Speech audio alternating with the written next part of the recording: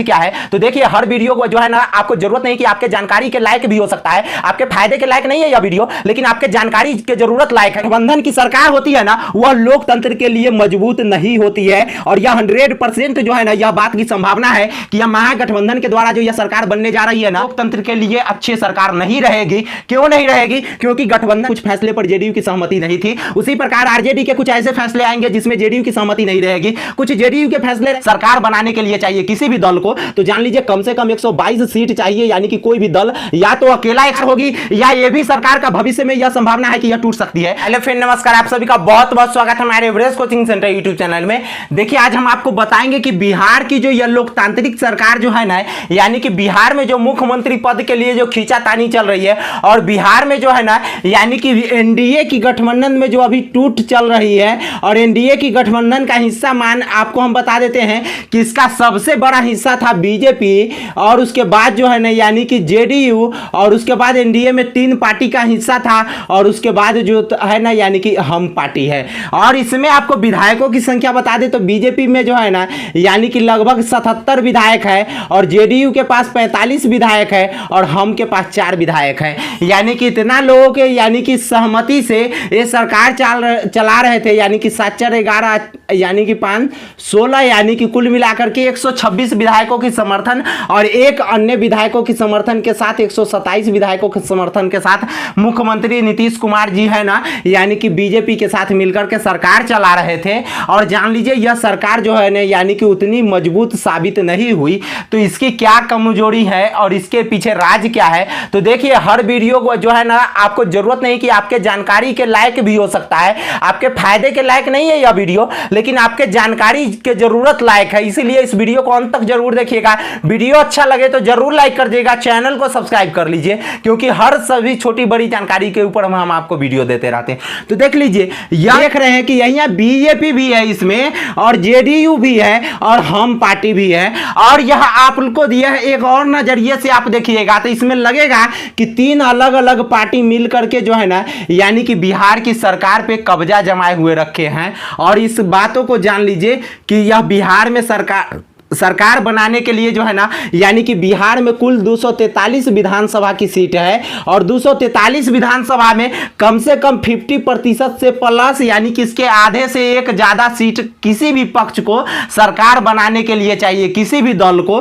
तो जान लीजिए कम से कम 122 सीट चाहिए, यानी कि कोई भी दल या तो अकेला 122 सीटों पर चुनाव जीत जाए तो या किसी भी दल के साथ यानी कि सहमति बना करके 122 सीट पूरा ले तो वही हुआ कि न बीजेपी के पास 77 यानी कि 122 था और न जेडीयू के पास और न हम के पास, लेकिन इन तीनों लोगों ने मिलकर के यानी कि सरकार चला रहे थे। लेकिन इस बीच में 127 सीट होने के बावजूद भी जो है ना आज बीजेपी के साथ जो है ना जेडीयू और हम पार्टी का यानी कि गठबंधन टूट गया और एनडीए गठबंधन टूट गया है और अभी जो है ना यह महागठबंधन की सरकार बनने आ रही है। और आपको हम इस बातों को हम यानी कि महागठबंधन की सरकार बनने आ रही है तो आपको हम एक बात बता दें कि यह महागठबंधन की सरकार जो होगी ना तो यह क्या लोकतंत्र के लिए यह अच्छी सरकार होगी या ये भी सरकार का भविष्य में यह संभावना है कि यह टूट सकती है। तो इसके लिए जो है ना यानी कि हम कुछ पुराने जानकारी को सबसे पहले हम जानते हैं कि एक गठबंधन की सरकार, जान लीजिए कोई भी लोकतांत्रिक, हमारा देश यानी कि भारत एक लोकतांत्रिक देश है और भारत एक लोकतांत्रिक देश होने के नाते यहां पर कोई भी सरकार का चुनाव होता है ना तो वह लोकतंत्र की तरीके से यानी कि जनता के द्वारा चुना हुआ प्रतिनिधि यानी कि जनता के ऊपर शासन करता है।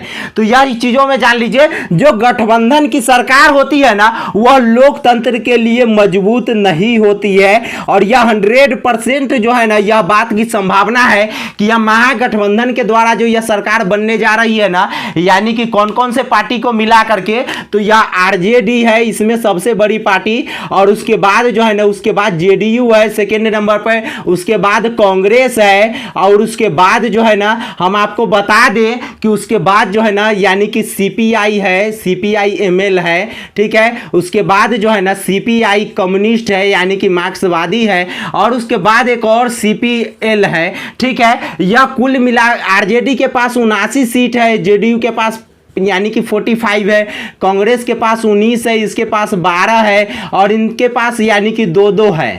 ठीक है। और एक अन्य जो है ना वो मुख्यमंत्री जी के साथ इसी में चले आए हैं। इसको मिला करके यानी कि कुल मिलाकर के लगभग 160 सीटों पे आ जाएगी। लेकिन 160 सीट होने के बावजूद भी यह सरकार लोकतंत्र के लिए अच्छी सरकार नहीं रहेगी। क्यों नहीं रहेगी? क्योंकि गठबंधन की सरकार किसी भी लोकतंत्र के लिए अच्छी नहीं होती है। क्यों? क्योंकि हो सकता है कि कुछ फैसला आरजेडी के पक्ष वाले यानी कि तेजस्वी यादव जी लेंगे, उसमें जेडीयू की सहमति नहीं होगी। उसी प्रकार आज जिस प्रकार बीजेपी के कुछ फैसले पर जेडीयू की सहमति नहीं थी, उसी प्रकार आरजेडी के कुछ ऐसे फैसले आएंगे जिसमें जेडीयू की सहमति नहीं रहेगी। कुछ जेडीयू के फैसले रहेंगे जिसमें आरजेडी की सहमति नहीं रहेगी। कुछ कांग्रेस के फैसले रहेंगे जो इनको सहमति नहीं रहेगी। कुछ इनके फैसले यानी कि इस प्रकार से आप लोगों को यह बात स्पष्ट कर दे कि जो गठबंधन की सरकार होती है वह लोकतंत्र में किसी भी परिस्थिति के काबिल नहीं होती है। और यह बातों को जान लीजिए यह बिहार की सरकार के लिए बिहार के लोगों को यानी कि भविष्य बर्बाद करने की सरकार है। क्योंकि गठबंधन की सरकार ऐसे तो चलिए अच्छी हुआ यानी कि जो है ना कोई भी सरकार बनती है तो अच्छा ही जनता के भलाई के लिए काम करती है। हम इस बात में नहीं बोलते हैं, ना हम आरजेडी का विरोध करते हैं, ना हम जेडीयू का विरोध करते हैं, ना बीजेपी का विरोध करते हैं, ना हम का विरोध करते हैं, ना कांग्रेस का विरोध करते हैं, और ना सीपीआई सीपीएम और सीपीएल का चाहे कोई भी हम अन्य पार्टी का विरोध नहीं करते हैं।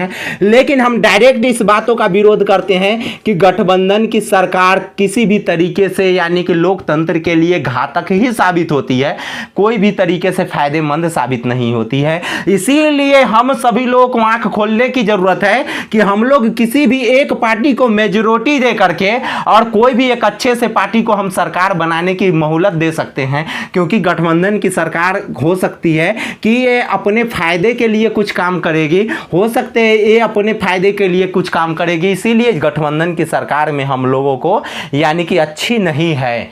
गठबंधन की सरकार किसी भी तरीके से बिहार वासियों के लिए अच्छी नहीं है। हमारे द्वारा दी गई जानकारी अगर अच्छा लगे तो आप मेरे वीडियो को जरूर लाइक कर दीजिएगा, चैनल को सब्सक्राइब कर लीजिए।